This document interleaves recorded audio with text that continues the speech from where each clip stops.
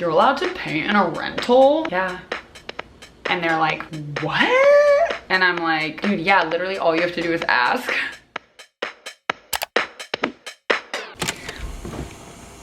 Hello.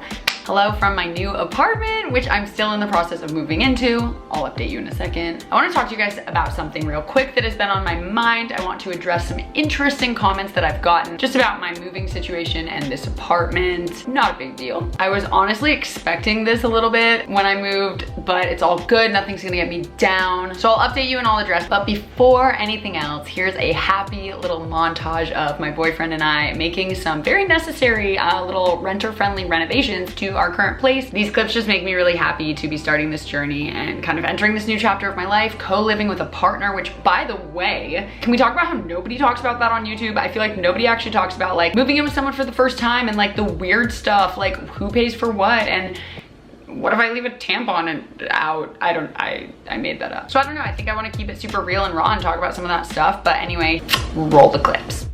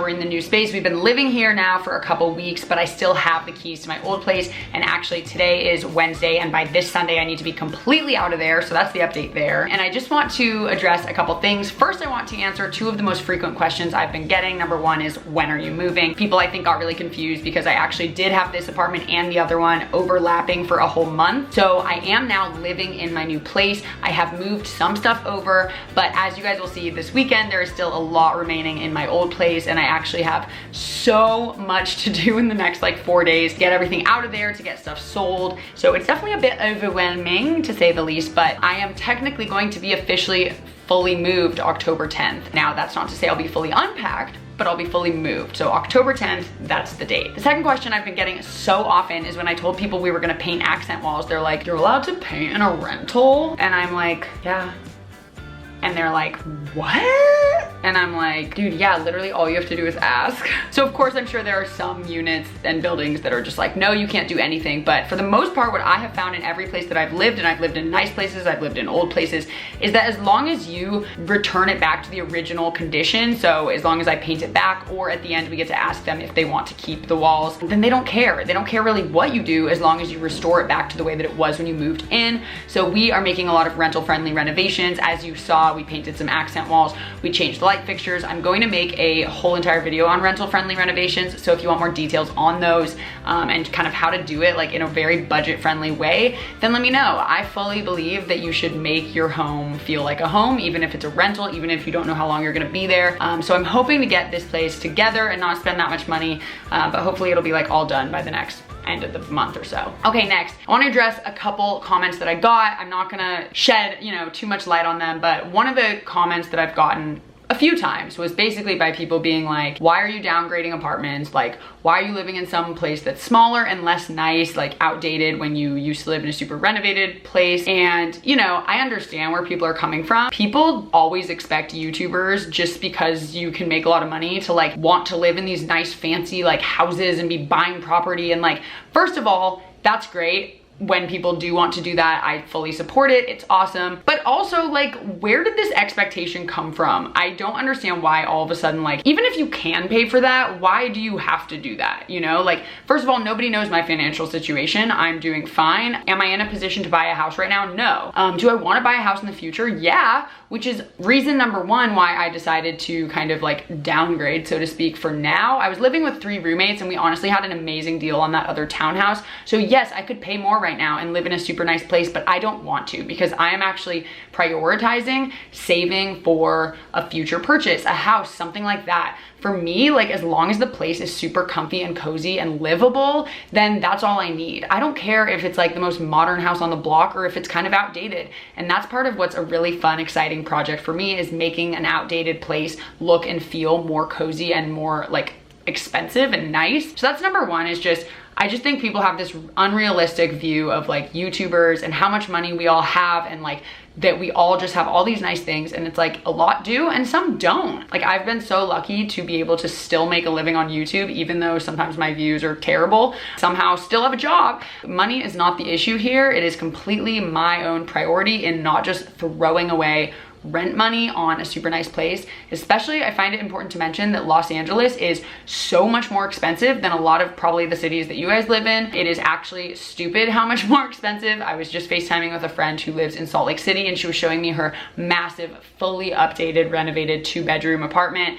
And it was like, she's like, it's $1,600 a month. And I'm like, that's like my portion of rent in like an outdated, tiny apartment. So basically it's really expensive. So that's another reason why for me right now, it's just not worth paying that much. Like, I don't want to throw that much money away. I want to save that and be able to buy a house. The second reason I'm living in a downgraded space is because of the location. This location is top of my list. Literally, this is one of the top destinations, like tourist destinations in the United States. So as you can imagine, it's very expensive. It's very prime. We are 6 blocks from the beach. I am right next to all these giant shopping centers and like touristy destinations. So it's pretty freaking lit. I live in a safe neighborhood. It is beautiful. It makes me happy. It's well lit. So there's all these other factors besides like having a modern building that have gone into this decision that make me very happy. And to be honest, humans are so adaptable. I was actually kind of worried about going from a super modern, super nice renovated place to like a kind of crappier place with no dishwasher and things like that. But honestly, I got used to it so fast. Like, I've already only been here for like 2 weeks and I'm like, oh, what modern kitchen? I don't care. Like, it doesn't matter. I don't know. Those things are just not important to me. What's important to me is like just my environment feeling cozy and comfy. And for some people that would mean a modern kitchen, and that is totally fine. Do I want a modern kitchen? Yeah, that'd be awesome. But right now, like, I am perfectly happy. This is a temporary place. We're only gonna be in here like a year, maybe 2 years. And then we'll move on to something bigger and better that we love. So yeah, the location was so prime. Also, that aside, like we even looked at nicer places and there weren't really any. If there were, they were like a shoebox. They were so small, and we were like, no, we don't want to do that. A bunch of people live in this area who are definitely well off, and they too live in these old buildings. These buildings have just been around for so long, and that's just kind of the nature of the neighborhood I live in.